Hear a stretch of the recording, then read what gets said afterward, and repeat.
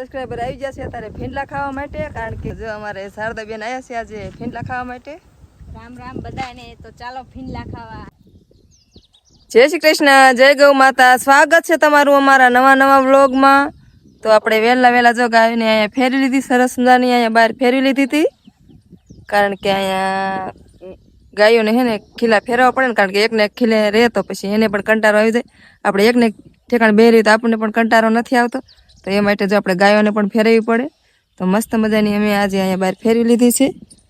આ બાજુ જો ફેરવી લીધી છે, સાંજે ઢાળીએ બાંધી છે અને દિવસે અહીંયા બાવળા હેઠે. તો અત્યારે છે ને અહીંયા સાવ બારી લીધી છે, કારણ કે ઢાળિયાનો સાયો જો આવે છે જો અહીં સુધી, તો આપણે સાયો રહેશે ને ત્યાં સુધી અહીં રાખશું, પછી ફેરવી લઈશું. અને મારે હવે જવાનું છે કપાસમાં પાણી વારવા માટે. તો ચાલો હવે પાણી પણ ખોલી આવી અને બે નાકા ફેરવવાના છે. તો વંશના પપ્પા નાકા ફેરવશે, ત્યાં સુધીમાં હું હવે પાણી ખોલી આવું, કારણ કે કપાસમાં હવે બે પાણી પાયા છે સરસ મજાનો, હવે તો ઉગી પણ જો છે ને ત્રીજું પાણી પાવાનું છે, કારણ કે વરસાદ તો કંઈ થતો નથી. રાહ ઘણી જાય પણ વરસાદ કંઈ થયો નથી, તો હવે પાઈ દેવી ત્રીજું પાણી. તો આ બાજુ જો અમે નાકું ફેરવે છે, નાકું ફેરવે છે ને જવા દેશે. આ બાજુ કપાસ છે ને અહીંયા જોવાય, કપાસ છે અહીંયા પાણી જવા દેવાનું.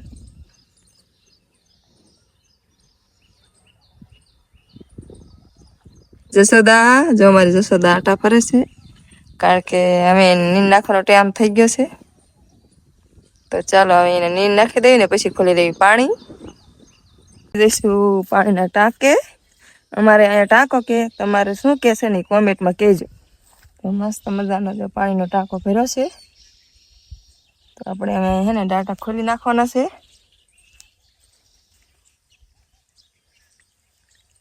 જો અમારે આ રીતે બે ડાટા હોય તો આપણે હવે એમાંથી એક ડાટો ખોલવારવી, કારણ કે જોઈએ એટલું પાણી ખોલવાનું.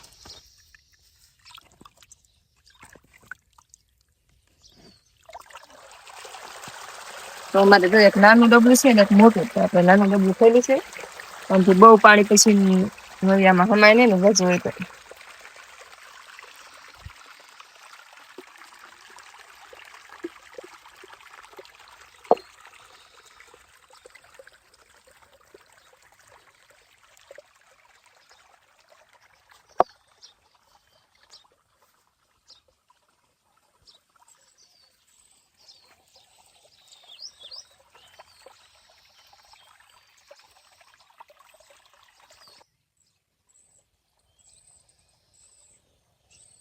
તો મિત્રો આ શેની વેલ છે ને એમને કોમેન્ટમાં જરૂરથી જણાવજો. અમારે તો જાય વેલું અહીંયા ઘણી બધી થાય વેલા વારી. જો આ બાજુ લાગત છે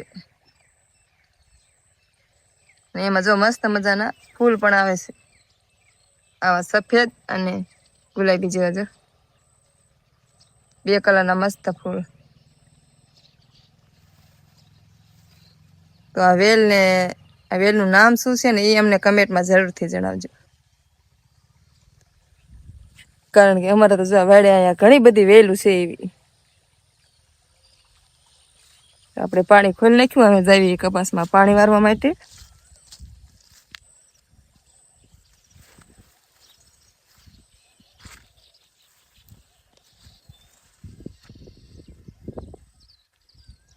અત્યારે સરસ નાના સૂર્યનારાયણ ભગવાન પણ જો કે અત્યારે ચડી ગયા છે, તડકો થવા મળ્યો છે, કારણ કે હજુ તો વાગ્યા છે 9:30 થયા છે અને ઘણો બધો તડકો થઈ ગયો છે, કારણ કે વરસાદ તો કાંઈ આવતો નથી, તડકો પડે છે અત્યારે ફૂલ.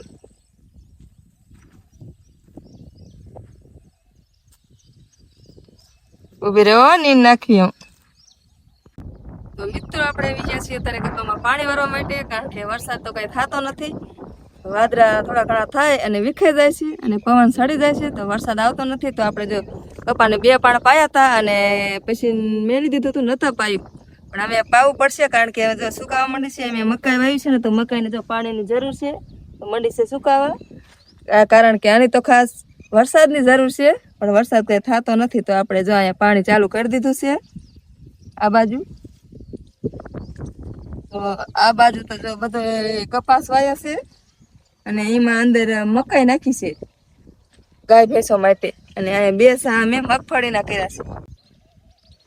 મિત્રો આપણે નાખવું હવે ભરેલું છે તો વારી લેવી.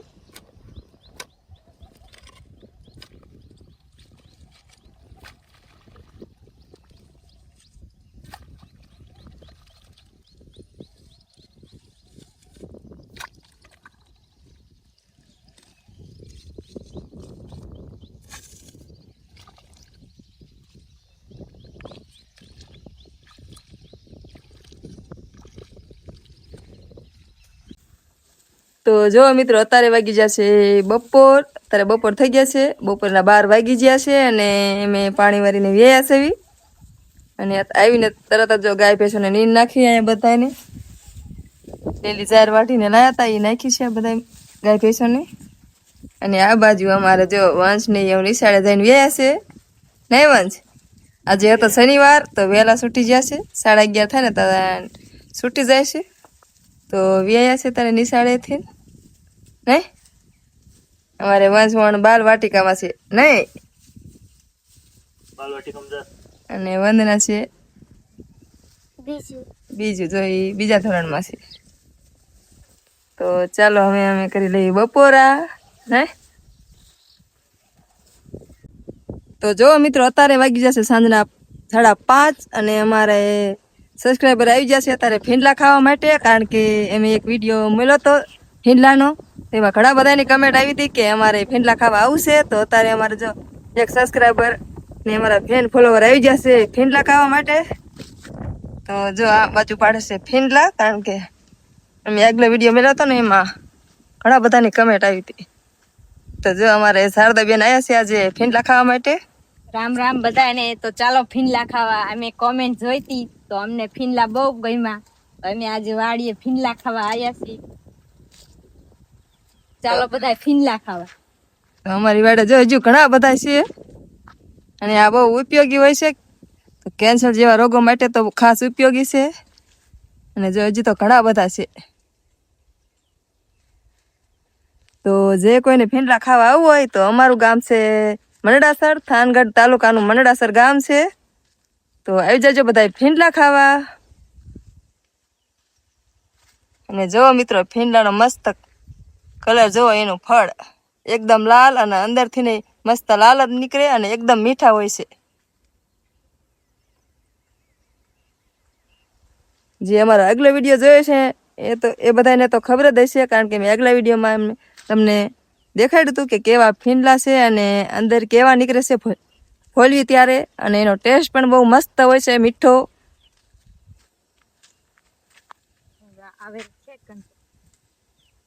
તો એમને જો થોડાક તો પાડી લીધા છે અને હજુ પાડે છે અહીંયા. તો જો અમારે તો છે ઘણા બધા, કારણ કે પાડવામાં ધ્યાન રાખવું પડે, ફાયું વધુ હોય છે. થોડાક તો જો એમને આ બાજુ પાડી લીધા છે અને આને પેલા ખેરવા પડશે, કારણ કે ફાયું હોય ને એટલે ખેરવા પડશે. તો ચાલો આપણે હવે એને મદદ કરાવડાવી.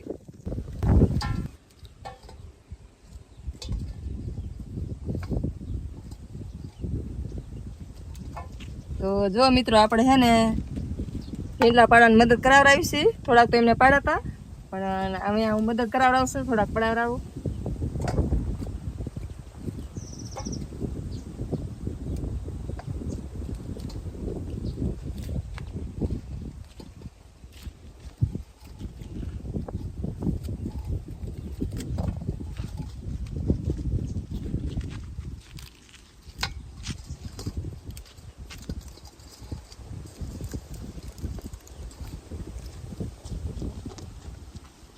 તો જો મિત્રો ઘણા ખરા પાડી લીધા છે ફીંડલા.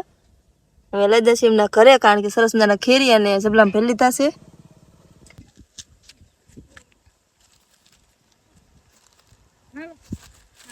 સરસ મજાનું એક જબલું ફીંડલા હવે પાડી લીધા છે. હવે જવાનું છે ઘરે, કારણ કે એટલા તો પાડ્યા છે. ફીંડલા તો છે પણ ઘણા ખરા અધર બહુ છે, ત્યાં જાય એવું નથી. નકર અધર તો સરસ સરસ સરસ છે. અમારે સબસ્ક્રાઈબર અમે ફીંડલા ખાવા આવ્યા હતા ને, તો ફીંડલા ખાઈને વયા ગયા છે.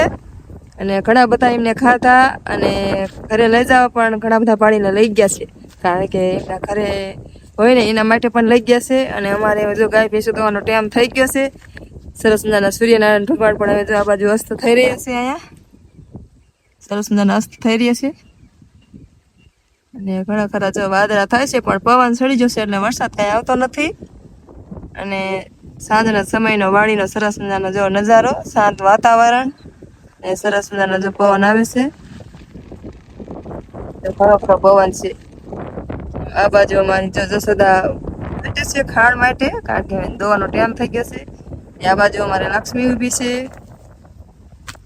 કારણ કે એને હવે દૂધ પીવાનું ટાઈમ થઈ ગયો છે એટલે દૂધ માટે એ પણ ઊભી છે. આ બાજુ જો અમારી પાડી ઊભી છે, કારણ કે ખાણ માટે એ અમારી પાડી ગાભણી છે ને, તો એને અમે દરરોજ ખાણ મૂલવી છે. હમણાં ખાણ એટલે અહીંયા ઘઉંનું ભડકું મેળવી છે, કારણ કે જે 5-6 મહિના ગાભ ભરી ભેંસો ને ભડકું દેવું બહુ જરૂરી છે. ઘઉંનું ભડકું અમે એને દરરોજ ઘઉંનું ભડકું દેવી છે. તો ચાલો આપણે એને ભડકું દઈ દેવી. તો જો મિત્રો આપણે ઘઉંનું ભડકું સરસ મજાનું પલાળી અને લાપસી જેવું બનાવી નાખ્યું છે. અને અમારી આ પાડી 5-6 મહિના ગાભણી છે, પહેલું વેતર છે. તો એને અમે હે ને આ 2-3 દિવસથી ઘઉંનું ભડકું દેવી છે, કારણ કે ગાભણી ઈસકા પાડી હોય ને એને હે ને 2 મણ ઘઉં ભવડાવી અને ખવડાવી દેવાના, એટલે કે જે ગરમી ને એવું નીકળતું હોય ને એ ઓછું નીકળે એ માટે. કારણ કે જેને ગાય ભેંસને ગરમી નીકળતી હોય ને એને તો ખાસ ઘઉંનું ભડકું તો ખવડાવવું અવશ્ય છે. અમે જો અમારી પાડીને અત્યારે મેલું છે ઘઉંનું ભડકું, અને એ સરસ મજાની જો ખાય છે ઘઉંનું ભડકું. એક પાડીને નહીં પણ આ જો આ ભેંસને એ બધાને અમે જ્યારે 5-6 મહિના ગાભ થાય ને એટલે અમે ખવડાવી છે. જસોદાને પણ અમે ખવડાવ્યું હતું, ને અત્યારે આ પાડી છે ને ગાભણી, તો આપણે એને પણ ખવડાવી છે. તો જો મિત્રો આપણે આ પાડીને તો ભડકું મેળવી દીધું છે. એ પાડી સરસ મજાનું ભડકું બધું ખાઈ જાય છે. ને અત્યારે વારો છે અમારે હવે ગાય દોવાનો. તો અહીંયા અમારી લક્ષ્મીને જો અમે છોડી છે દૂધ પીવા માટે.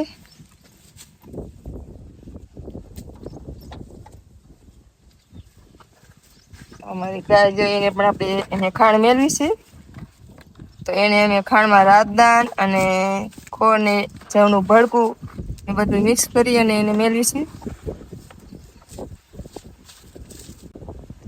તો ચાલો મિત્રો હવે અમે ગાયને ધોઈ લેવી. તો અમે અમારો વિડીયો હવે અહીંયા પૂરો કરશું. મળીએ એક નવા વ્લોગ સાથે. ત્યાં સુધી બધાને જય માતાજી.